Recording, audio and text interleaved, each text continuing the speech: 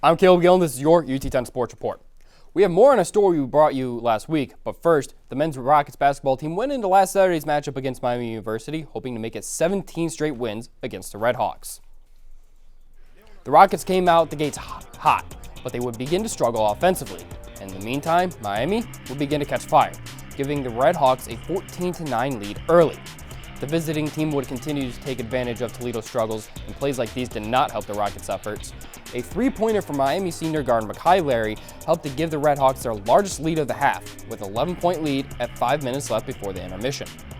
Toledo wouldn't quit though, pushing through to make a comeback, and a layup from junior forward JT Shoemate that you'll see here in a second helped the Rockets regain the lead with a minute and a half left. This before Red Hawks sophomore forward Kamari Williams splashed one in from downtown to give the lead back to Miami. A Seth Milner three with 32 seconds left, though, gave the Rockets a 40-39 lead into the break. Red Hawks came out looking tired to start the second half, and the Rockets, well, they capitalized, getting out to an early 7-point lead to start the half, and they would not look back. The second half would pretty much be all Toledo, except Red Hawks did get a few plays like that in there. At the halfway mark in the second, Toledo led 60-46. And that still wouldn't be enough for them, leading by as much as 19 points. Rockets won by a final score of 88-73 after almost everything just seemed to work for them in the second half. This win helped them to inch closer to securing the first seed in the MAC. Toledo sophomore guard Ryan Rollins helped to make his case for MAC Player of the Year, scoring 24 points while also snagging 8 rebounds in the game. Both men's and women's Rockets teams will finish their regular seasons at home this weekend, with the men playing Bowling Green in the Battle of I-75 tomorrow and the women playing on Saturday against Western Michigan.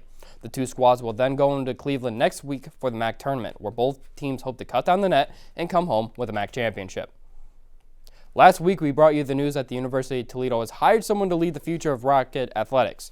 Almost directly after last week's show, the university held a press conference introducing Brian Blair as the next leader of the athletic department. After holding the position for 20 years, Michael Bryan is retiring as the athletic director of the University of Toledo in the spring.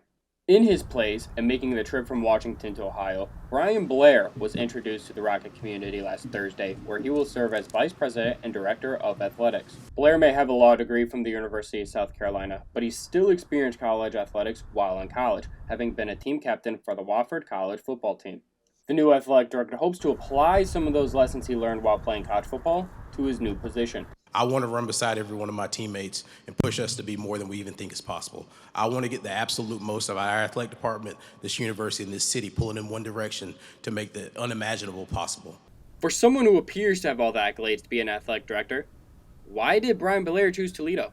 In Toledo, I found the athletic department achieving at a high rate and filled with talented people who want to do more. In Toledo, I found a president and a campus that believe in the power of sport. In Toledo, I found a thriving city where I can raise my kids. In Toledo, I found my perfect fit. He does not start until May 1st, but he still laid out his vision for when he does assume the role.